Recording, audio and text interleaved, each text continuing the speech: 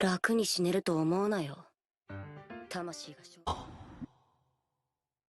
Salut les gars, aujourd'hui je vous fais une petite présentation du monde cardinal de l'univers de Tensura. Beaucoup le savent sûrement pas, mais le créateur de l'univers, moi quand je me réincarne en Slam, n'a pas créé qu'un seul monde. Dans cette vidéo, je vais vous parler seulement du monde cardinal, le premier monde créé. Mais avant de continuer, je t'invite à appuyer sur la pouce bleue, à partager la vidéo et à t'abonner pour ne rien manquer de la prochaine vidéo.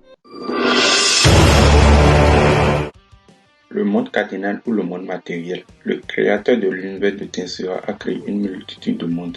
Le monde d'où vient l'Himmel, ainsi que beaucoup d'autres mondes. Il y a des mondes où l'évolution est encore primitive, d'autres où l'humanité a évolué, des mondes sans magie et monstres, etc. Parmi tous ces mondes, il existe le premier monde créé au centre qui est celui où se trouve le plus de magie et où se retrouvent toutes les existences supérieures. Ce monde est appelé le monde central ou le monde cardinal.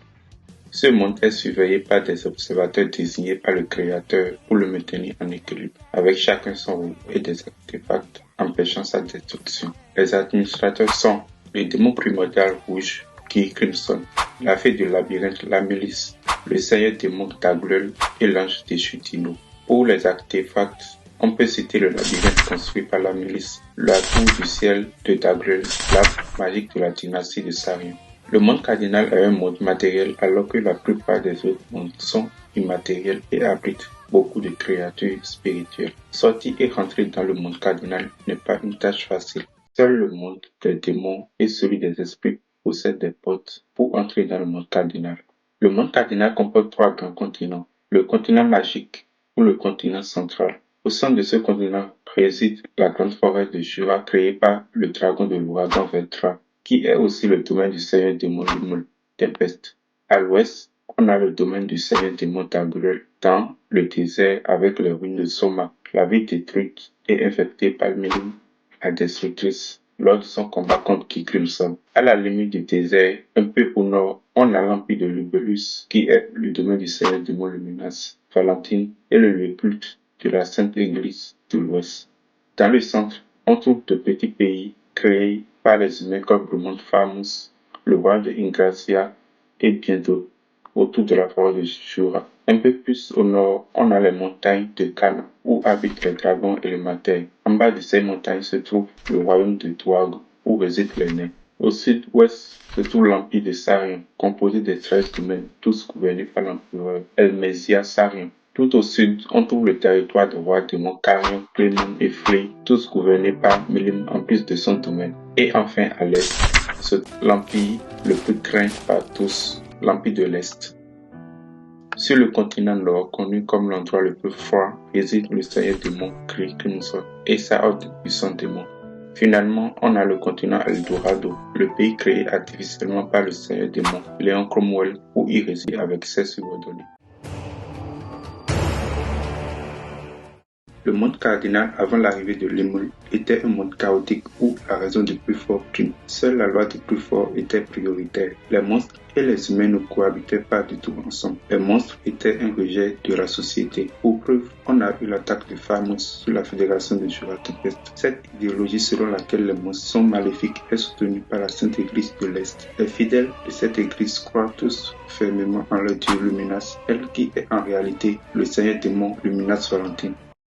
Dans ce monde de magie sans technologie, la société est façonnée par la puissance des sorts et des incantations. Les habitants dépendent de la magie et des méthodes rudimentaires pour répondre à leurs besoins quotidiens. Les villes et les villages sont construits avec des matériaux naturels. Seules les grandes villes ont des architectures embellies par des enchantements magiques et fonctionnels. Les moyens de transport sont principalement des animaux enchantés ou des sortilèges de téléportation permettant aux gens de voyager rapidement d'un endroit à un autre. La médecine est également basée sur la magie. Les guérisseurs utilisent des sorts et des potions de guérison qui ne sont pas forcément efficaces pour soigner les malades et les blessés.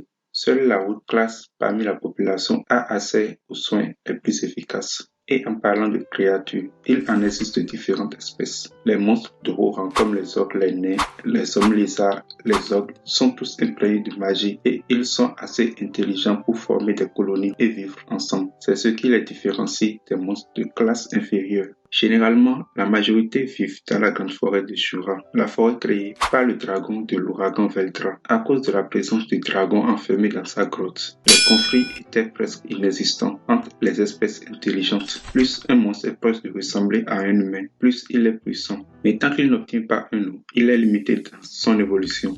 Les seigneurs démons qui ont des territoires prennent dans leurs armées les monstres assez puissants. Quand un monstre s'aventure vers les villes humaines, un groupe d'aventuriers intervient pour l'éliminer. Cependant, s'il est plus puissant que prévu, alors intervient une délégation de paladins ou de saints de la Sainte Église de l'Ouest. La nation armée de dragons est l'une des rares nations qui laisse les monstres intelligents entrer chez eux. Cette nation, avec à sa tête l'héroïque roi Gazel Dragon, ne respecte et ne suit pas les enseignements de la Sainte Église de l'Ouest. Les héros choisis par la Reine des Esprits interviennent souvent seulement lorsqu'il s'agit de créatures puissantes rivalisant avec la classe des seigneurs démons.